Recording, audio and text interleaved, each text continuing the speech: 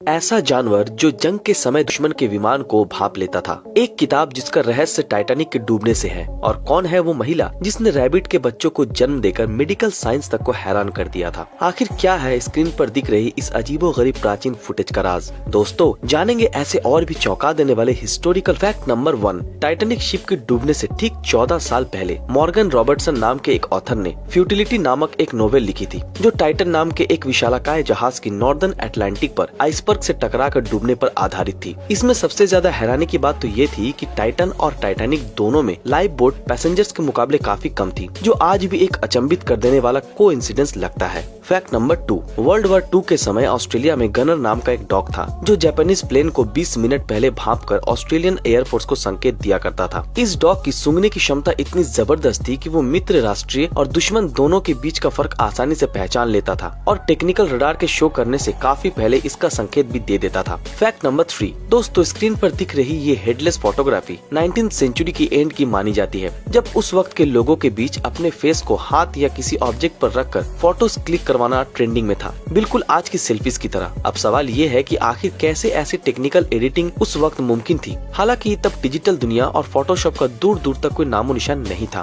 Fact number 4। सितंबर 1726 में Mary टॉफ्ट नाम की एक इंग्लिश महिला ने बिल्ली के कुछ पेयर और 9 डेड बेबी रैबिट को जन्म दिया, जिसको देख सब हैरान रह गए। आश्चर्यचकित कर देने वाली ये खबर जब आग की तरह उस वक्त के किंग जॉर्ज प्रथम के पास पहुंची, तो उन्होंने फौरन अपने personal surgeon anatomist Nathaniel Saint Andrew को इसकी जांच के लिए भेजा। कुछ दिनों बाद उनकी रिपोर्ट में ये बात साबित हुई, जो मेडिकल साइंस के लिए एक मिस्ट्री बन गई। Fact number 5। शुरुआती दौर में फ्रांस में पोटैटो कुछ खास पॉपुलर नहीं थे। हालांकि ये हालत तब चेंज हुई जब एंटोइन ऑगस्टिन पैरामेंटियर ने इसको फूड सोर्स के तौर पर हर घर तक प्रमोट करने का रिस्पॉन्सिबिलिटी लिया। उन्होंने अपने ब्रिलियंट आइडिया से पहले पोटैटो पंच को पूरा दिन गार्ड की देख रेख में रखा, जिससे लोगों को लगे कि कोई बेहद कीमती चीज यहाँ पर ग्रो की जा रही है, और रात में गार्ड को वहाँ से हटा दिया। नतीजा ये कि वहाँ के नागरिकों ने सिर्फ सारे पोटैटो को चोरी करना ही नहीं, बल्कि उसको खाना भी बेहद पसंद किया। Fact number 6। डेजी एशफोर्ड 9 साल की उम्र से ही लिखना काफी पसंद करती थी। ऐसे ही अपने कुछ रिटन डॉक्यूमेंट वो उन्हें लिखकर बचपन में कहीं भूल गई थी। लगभग 28 साल बाद जब वो अपनी माँ की मृत्यु के कुछ समय पश्चात उनके घर की सफाई कर रही थी, तभी डेजी और उनकी बहन को ड्रॉयर में पेंसिल से लिखी हुई एक मैन्युस्क्रिप्ट मिली, जिसे उन्होंने अपने एक पब्लिशर फ्रेंड को दिखाया, और फिर जब बुक पब्लिश हुई तो द यंग विजिटर के नाम से ये बुक काफी फेमस हो गई। Fact number 7। दोस्तों वैसे तो समाज में बढ़ते हर कदम पर तरह तरह की भयानक बीमारियां हमसे टकराती रहती है, लेकिन कोई भी बीमारी एन्सेफेलाइटिस लेथार्जिका जितनी रहस्यमय कभी नहीं रही। ये रोग 1916 में पहली बार सामने आई, मगर 20 सेंचुरी तक ये पूरी तरह वर्ल्ड पॉपुलेशन को तहस नहस कर चुकी थी। इसके सिम्टम्स में ज्यादातर पेशेंट दिमाग से कमजोर या पागल होते थे, जिसके चलते 10 लाख लोगों को इस खतरनाक बीमारी से अपनी जान गंवानी पड़ी। बाकी बचे हुए अपने ही शरीर में कैद रह गए। डॉक्टर्स को भी इस बीमारी के बारे में कोई भी क्लू नहीं मिला, बस वो इतना जानते थे कि ये जानलेवा बीमारी सीधा दिमाग पर असर करती है। Fact number 8। अप्रैल 26, 1986 में Vladimir Breivik Chernobyl nuclear power plant पर पहुंचने वाले पहले फायर फाइटर थे। वाहन के स्ट्रॉन्ग रेडिएशन के आगे उनकी आंखों का रंग ब्राउन से ब्लू हो गया, और व्लादिमीर की मृत्यु भी पहले के कुछ लोगों की तरह रेडिएशन के जहर से 15 दिन के अंदर हो गई।